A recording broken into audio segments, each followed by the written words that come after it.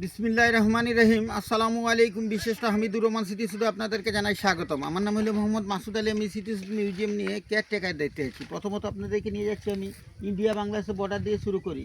এই যে আমাদের এখানে ছোটো একটি খাল আছে, এই খাল থেকে ইন্ডিয়া বাংলাদেশের বর্ডারটি ভাগ করা। এই খালটার এপারে হইলো বাংলাদেশ, আর খালের ওই পারটা হইলো ইন্ডিয়া।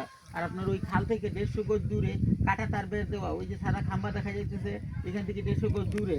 আর এই 150 গজ দূরে দেওয়ার কারণ হইলো মধ্যের খালি জায়গাটা আন্তর্জাতিক হিসাবে নো ম্যাচ ল্যান্ড, যেটা দুই দেশের মধ্যেখানে বর্ডারে থাকতে হয় 150 গজ ইন্ডিয়ার নো ম্যাচ ল্যান্ড। বাংলাদেশ সরকার কোনো সময় বের দিলে ওই খাল থেকে আমাদের এই বিজিবি কাটা তার পর্যন্ত দিতে হবে 150 গজ। আপনার দুই দেশে থাকতে হবে আন্তর্জাতিক হিসাবে 300 গজ নো ম্যাচ ল্যান্ড।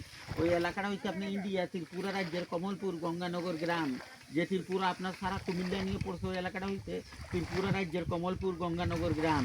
ওই সামনে ইন্ডিয়ান বিএসএফের গেট আছে, গেটের এখানে দুইজন ইন্ডিয়ান বিএসএফ পঠা আছে। লোকজন সকাল 8টায় একটা টোকেন দিয়ে নমেসল্যান্ডে জমি চাষ করতে ছাড়ে এবং বিকেল 4টা হতে হতে লোকজন নিয়ে চলে যায়। ওই যে নারকেল গাছ দেখা যাইতেছে, এখানে আজ থেকে 10 বছর আগে লোকজনের বসত ভিটা ছিল, এখন বসত ভিটাও তো সরকার নিয়ে গেছে তার কাটা বেড়ের ওই পারে। আর নমেসল্যান্ডে খালি ওরা জমি চাষ করে খায়। আমাদের এই খালের বাসে যুদ্ধা দিয়ে যেভাবে গেছে এরকমই ইন্ডিয়া বাংলাদেশের বর্ডারটি ভাগ করা। তবে এগুলো হলো বাংলাদেশের নমেসল্যান্ড জায়গা, চা বাগানে লোক আবাদ করে খায়। আর এদিকে দেখেন ধান খেতে সাধারণত যে সীমান্ত প্লেয়ার, এই সীমান্ত প্লেয়ার লেখা আছে একবারে ইন্ডিয়া, একবারে লেখা আছে বাংলাদেশ।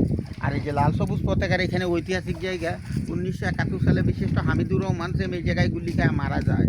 তৎকালীন ওনার লাস্টের যুদ্ধের সময় এখান থেকে 30 কিলোমিটার ভিতরে ইন্ডিয়ার আমবাসা নামক গ্রামে নিয়ে সমাধিত করে। আর ইন্ডিয়ার ওই আমবাসা গ্রাম থেকে পরে 2007 সালে বাংলাদেশের তত্ত্বাবধায়ক সরকার নিয়ে আসা হয়েছে ঢাকা মিরপুর বুদ্ধিজীবী কবরস্থানে। আর এই জায়গায় গুলি খায় মারা গেছে বিধায় ওনার নামকরণে স্মৃতিফলক এবং মিউজিয়াম করা হয়েছে। বিশিষ্ট হামিদুর রহমানের বাড়ি ছিল আপনার ঝিনাইদহ মহেশখালী খর্দা খালিশপুর গ্রামে। বিশিষ্ট হামিদুর রহমান এখানে 4 নম্বর সেক্টরে মেজর সিয়াদত্তর আন্ডারে যুদ্ধের জন্য আসছিল। বিশিষ্ট হামিদুর রহমানের যুদ্ধের সময় বয়স ছিল 18 বছর। যুদ্ধটা হয়েছিল আপনার ইন্ডিয়া বাংলাদেশের সাথে যৌথভাবে পাকিস্তানের সাথে যুদ্ধ করেছিল।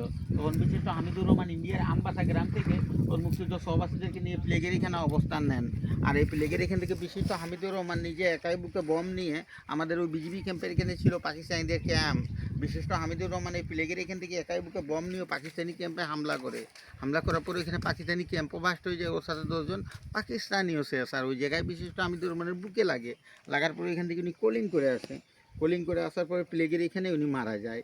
তখন ওনার লাশটা ওনার মুক্তিযুদ্ধ সহবাসীরা এখান থেকে 30 কিলোমিটার ভিতরে ইন্ডিয়ার আমবাসা নামক গ্রামে নিয়ে সমাধিত করে। আসসালামু আলাইকুম প্রিয় দর্শক মণ্ডলী।